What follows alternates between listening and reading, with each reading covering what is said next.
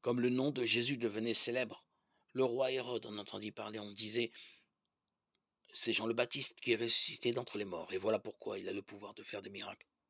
Certains disaient: «C'est le prophète Élie». D'autres disaient encore: «C'est un prophète comme ceux de jadis». Hérode entendait ces propos et disait: «Celui que j'ai fait décapiter, Jean, le voilà ressuscité?»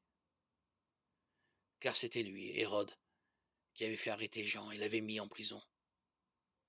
En effet, il avait épousé Hérodiade, la femme de son frère Philippe, et Jean lui disait: «Tu n'as pas le droit de prendre la femme de ton frère».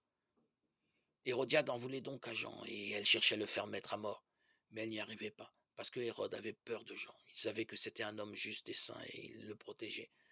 Quand il l'avait entendu, il était très embarrassé, et pourtant il aimait l'entendre.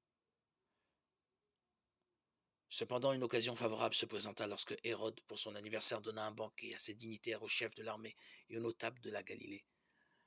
La fille d'Hérodiade fit son entrée et dansa. Elle plut à Hérode et à ses convives.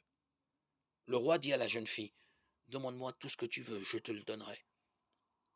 Et il lui fit ce serment: «Tout ce que tu me demanderas, je te le donnerai, même si c'est la moitié de mon royaume».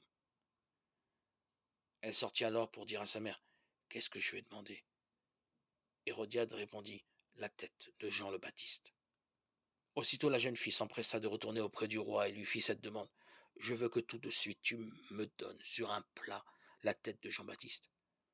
Le roi fut vivement contrarié, mais à cause du serment fait devant les convives, il ne voulut pas lui opposer un refus. Aussitôt il envoya un garde avec l'ordre d'apporter la tête de Jean.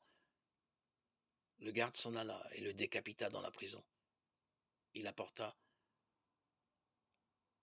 la tête sur un plat, la donna à la jeune fille la donna à sa mère.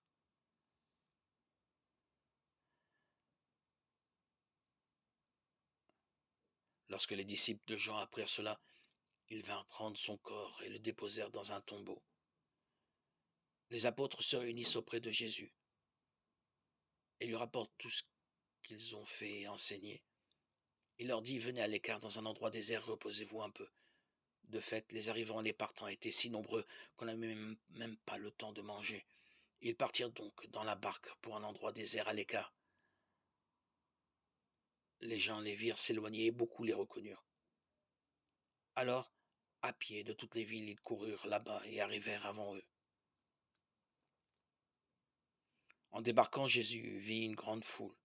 Il fut saisi de pitié envers eux parce qu'ils étaient comme des brebis sans berger. Alors, il se mit à les instruire longuement. Marc 6, 14-34.